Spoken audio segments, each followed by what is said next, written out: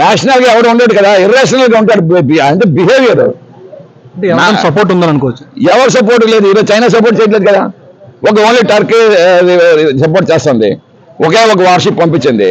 ఇంక మిగతా వార్షిప్ ఇప్పుడు ఆల్రెడీ ఆల్మోస్ట్ వార్ అయినట్లే కదా, డిక్లేర్ అయినట్లే కదా. సో ఇంకా టర్కీ నుంచి ఏమైనా వస్తే ఇంక మన ఆల్రెడీ మన విరాట్ ఏమో ఇండియన్ ఓషన్ నుంచి అరేబియన్ సీ వైపు వెళ్తుంది. 27 జెట్స్ వెళ్తుంది, కొట్టుపడేస్తుంది. మన ఓన్ సబ్మెరీన్స్ ఉన్నాయి, 1680 కిలోమీటర్స్ సబ్సోనిక్ మిసైల్స్ ఉన్నాయన్నమాట. అవి కొట్టుపడేస్తాయి.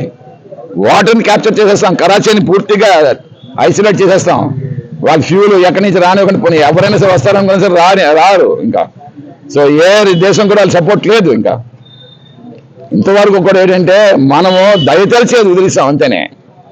ఆ ట్రీటీస్ అని చెప్పేసి అసలు ఎందుకు చేసిందో తెలియదు అన్నమాట. సీజ్ ఫైర్ కూడా 2021లో మోడీ ఎందుకు దానికి అంగీకారం చెప్పాడో తెలియట్లేదు అన్నమాట.